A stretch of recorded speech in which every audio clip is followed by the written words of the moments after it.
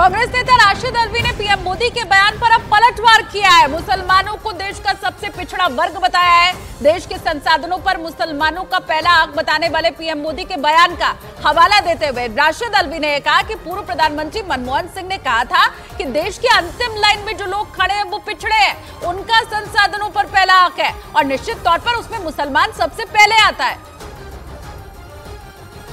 निश्चित तौर से डॉक्टर मनमोहन सिंह ने यही कहा था कि जो अंतिम बिल्कुल आखिरी लाइन में जो लोग खड़े हैं, जो देश के सबसे पिछड़े लोग हैं, और निश्चित तौर से उसमें मुसलमान आता है। मुसलमान सबसे पिछड़ा है देश के अंदर। तो उन्होंने ये नहीं कहा था कि मुसलमानों के लिए पहला हक है, उन्होंने कहा था सबसे पिछड़े लोगों पर सबसे पहला हक है। बिहार की पूर्णिया सीट वो सीट है जहां पप्पू यादव के मैदान में उतरने से मुकाबला त्रिकोणीय हो गया और बिहार के सीमांचल इलाके की सीट पर जीत की उम्मीद लगाए बैठी आरजेडी के सामने चुनौती खड़ी हो गई, क्योंकि माना जा रहा है कि आरजेडी को उम्मीद थी कि इस बार पूर्णिया में सियासी समीकरण अलग होंगे, लेकिन पप्पू यादव ने निर्दलीय चुनाव लड़ने का फैसला करके सारा हिसाब किताब ही बिगाड़ दिया और आरजेडी ने उन पर बीजेपी की बी टीम होने का आरोप लगाया। 2019 के चुनाव में पूर्णिया में एनडीए के प्रत्याशी संतोष कुमार को 6 लाख से ज्यादा वोट मिले थे और कांग्रेस के उम्मीदवार उदय सिंह को 3.5 लाख के आसपास वोट मिले थे, यानी एनडीए प्रत्याशी करीब 2.5 लाख वोटों के अंतर से जीते थे। लेकिन अटकलें लगीं कि इस बार महागठबंधन ने वोटों का यह अंतर कम करने के लिए पूरी प्लानिंग की थी और पप्पू यादव के कांग्रेस में शामिल होने तक पूरा प्लान सही जा रहा था। लेकिन पप्पू यादव के पूर्णिया से लड़ने की जिद ने आरजेडी या यूं कहें कि लालू यादव और तेजस्वी यादव की पूरी प्लानिंग पर पानी फेर दिया और पप्पू यादव की वजह से बिहार की पूर्णिया सीट हॉट सीट बन गई, क्योंकि उन्होंने पूर्णिया की लड़ाई को त्रिकोणीय बना दिया। साथ ही आरजेडी का एम-वाई समीकरण बिगड़ने का खतरा भी बढ़ गया। माना जा रहा है कि पप्पू यादव इस सीट पर आरजेडी के वोट बैंक में सेंध लगा सकते हैं और इससे आरजेडी की बीमा भारती को नुकसान हो सकता है और इसी वजह से तेजस्वी यादव ने पूर्णिया में धुआंधार रैलियां की। पूर्णिया में 26 अप्रैल को मतदान होगा और मतदान से 4 दिन पहले तेजस्वी ने एक बार फिर पप्पू यादव के खिलाफ वोट की अपील की, या यूं कहें कि मंच से इशारों में बोल दिया था कि पप्पू यादव बीजेपी की बी टीम है और इंडिया को अगर नहीं चुनते हो बीमा भारती को तो आप एनडीए को चुन रहे हो। साफ बात। तेजस्वी यादव के इसी बयान के बाद यह खबर तेज हो गई कि पूर्णिया में आरजेडी को बीजेपी से ज्यादा पप्पू यादव से परेशानी हो रही है, क्योंकि पूर्णिया से 3 बार सांसद रह चुके पप्पू यादव की वहां अच्छी पकड़ मानी जाती है और ये बिहार की उन कुछ सीटों में एक है जहां मुस्लिम मतदाता जीत और हार तय करते हैं और पप्पू यादव उन मतदाताओं को अपने पाले में कर सकते हैं। मतलब जिस एम-वाई यानी मुस्लिम यादव समीकरण के दम पर आरजेडी ने पूर्णिया सीट कांग्रेस से ली थी, उसी सीट से कांग्रेस के नेता और निर्दलीय प्रत्याशी पप्पू यादव ने महागठबंधन को चुनौती दे दी, क्योंकि माना जा रहा है कि पप्पू यादव बीजेपी के नहीं बल्कि आरजेडी के वोट काटेंगे और इसी वजह से तेजस्वी यादव उन्हें बीजेपी की बी टीम साबित करने पर उतारू हो गए।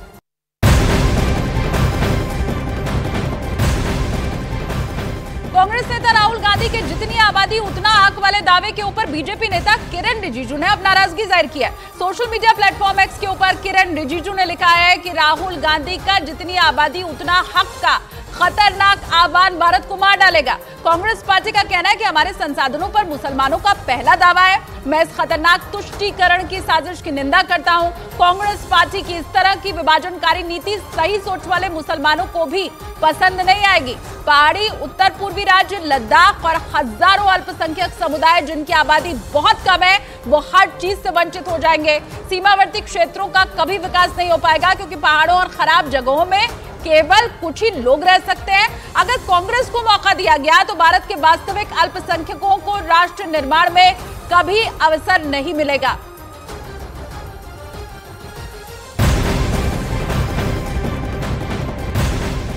उत्तर प्रदेश की कन्नौज विधानसभा सीट को समाजवादी पार्टी का गढ़ माना जाता रहा है। सूत्रों के हवाले से खबर अब ये मिल रही है कि अखिलेश यादव इसी सीट से चुनाव लड़ सकते हैं। आपको बता दें, लोकसभा चुनाव 2024 में एसपी ने इस सीट पर तेज प्रताप यादव को अपना उम्मीदवार बनाया था, लेकिन अब कन्नौज से अखिलेश यादव के चुनाव लड़ने की चर्चाएं तेज है। कल यानी कि 25 अप्रैल को अखिलेश यादव नामांकन भी अपना भर सकते हैं यहां से।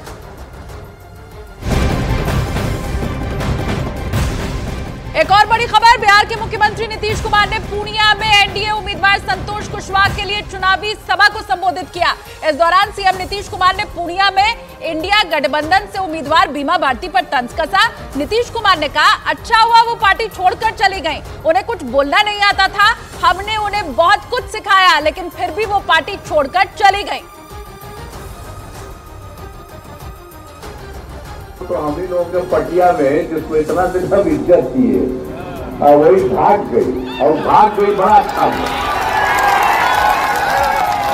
रोज आती थी, कहती थी कि हमको मंत्री बनाइए, हम कहना मंत्री बनाएंगे, इतलेसी सिंह को बनना है, पहले से है, हम नहीं बनाएंगे, ये सब बात नहीं है, चली गई, अच्छा हुआ।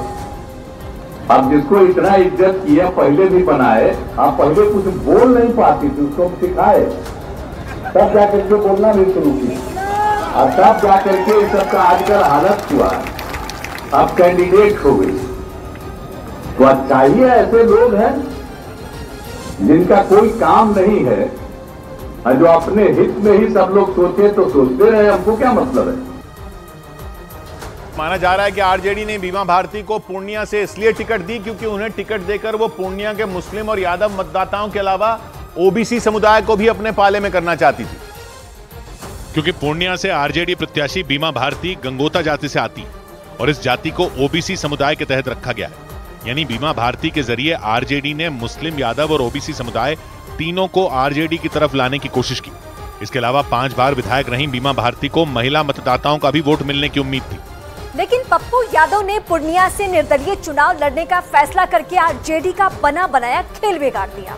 क्योंकि कहा जा रहा है कि अगर वो वोट काटेंगे तो आरजेडी के वोट काटेंगे, और इसीलिए तेजस्वी यादव ने पूर्णिया के लोगों को आगाह किया कि अगर वो विपक्षी गठबंधन को वोट नहीं करेंगे तो इसका फायदा अपने आप बीजेपी को हो जाएगा।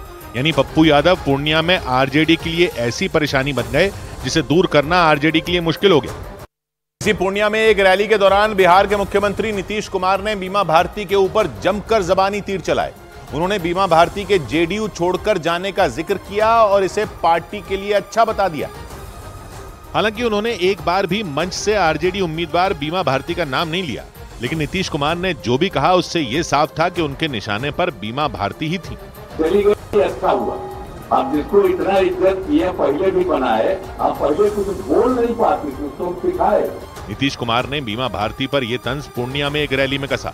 वो वहां एनडीए उम्मीदवार संतोष कुशवाहा के समर्थन में रैली करने पूर्णिया पहुंचे। उसी दौरान उन्होंने अपने भाषण में यह दावा किया कि मंत्री नहीं बनाए जाने की वजह से बीमा भारती जेडीयू छोड़कर आरजेडी में चली गई थी।